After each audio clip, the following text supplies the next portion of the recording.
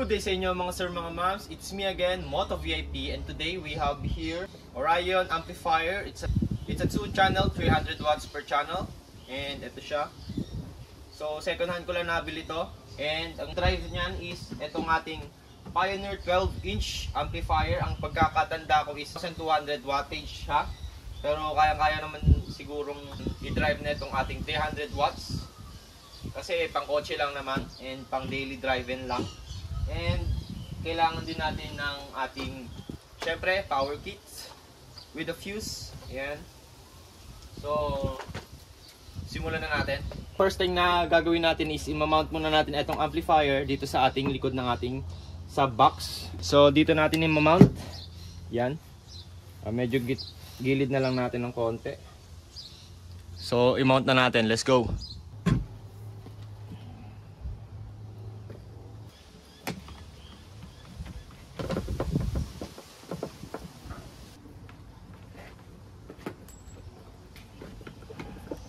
So ayan, na-mount na natin yung ating amplifier. Simulan na natin yung ating wiring. Let's go! Ito yung ating gagamitin na wiring kit. May kasama na siyang fuse, RCA, and yung ating wire papunta dun sa ating head unit. Bali, ang gagamitin nating head unit is yung stock lang. Kaya meron tayong mga modification na gagawin. Kaya, ayan. Dahil hindi to plug and play, sana tayo mag-modified ng ating wiring kung nagpalit na tayo ng ating head unit dahil gagamitin lang natin yung stock. So, let's go.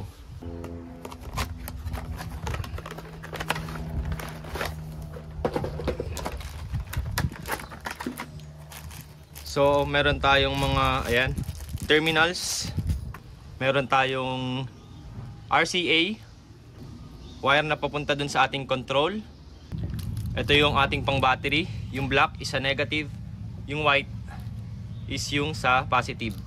Tapos meron na rin tayong speaker wire. At ito yung ating fuse. Ayan siya, sobrang detalye. Simulan na natin ang pag-wirings. So ayan, ikakabit na natin yung mga wire papunta sa battery. So ito yung ating wires. Ang unahin natin ikabit is yung black wire. Ito. Let's go. Ayan, bali sisimulan na natin yung wirings natin at ilalagay na natin yung ating mga supply, yung positive at saka yung negative na papunta sa battery. And umpisa natin sa ating negative.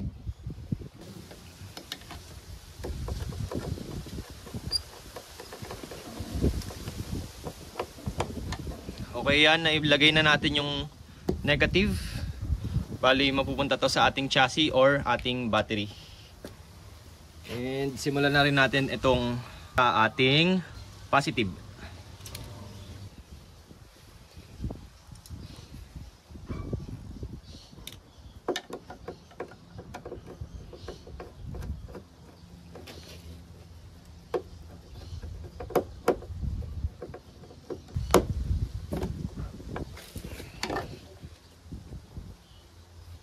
Ayan, bali na ilagay na natin yung ating positive at negative wire.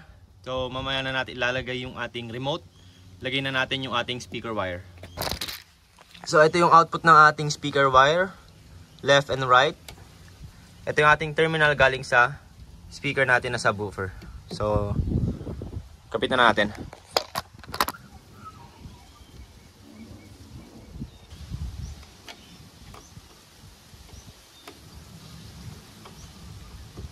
Okay, ngayon naman, lagyan na natin siya sa ating speaker terminal.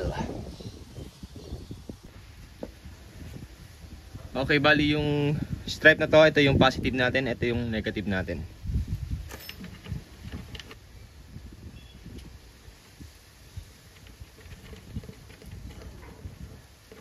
Meron ng wire yung ating speaker. Ilagay na natin yung fuse. Lalagay ko siya rito.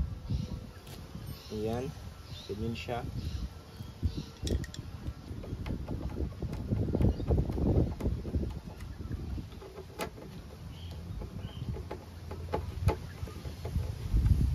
Okay, nailagay na natin yung fuse. Ayusin na natin itong ating wire na positive.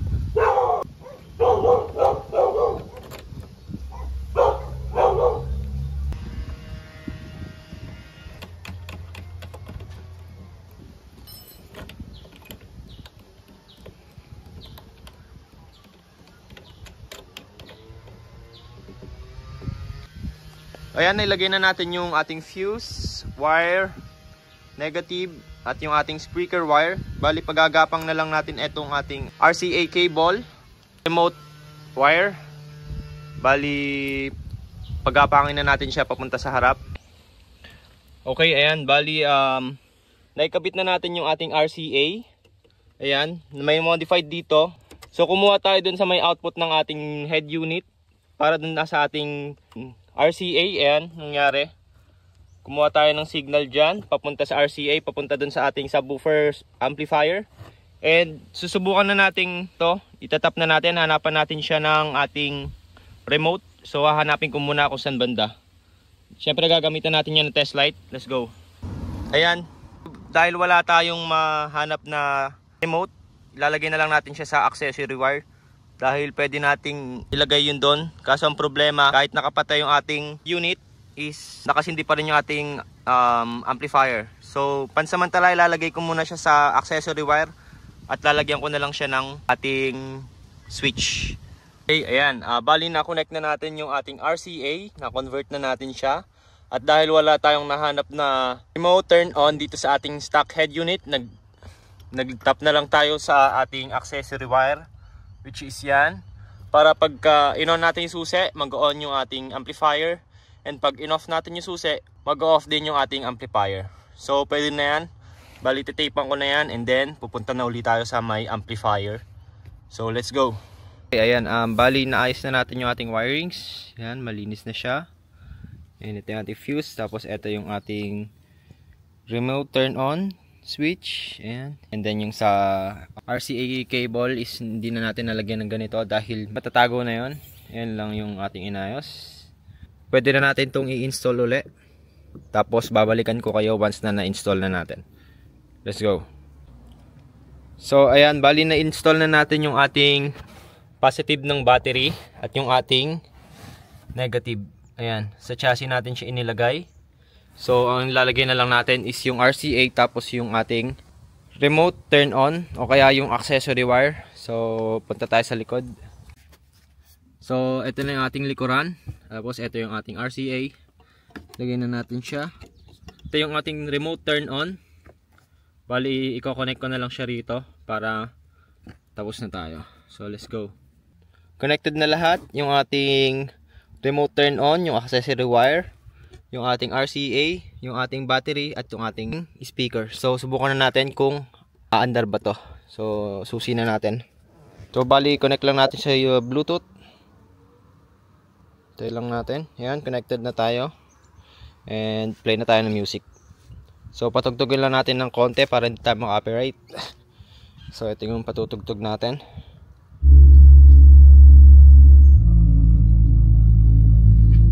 Yan. Bali, tumutunog naman siya.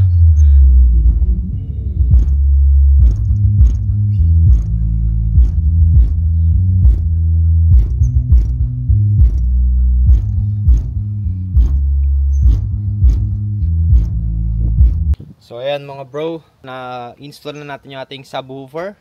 So titimplahin ko lang to para medyo gumanda yung tunog. So hanggang dito ko na lang tatapusin yung vlog natin. Kita-kits sa susunod na vlog. Ride safe. Peace out.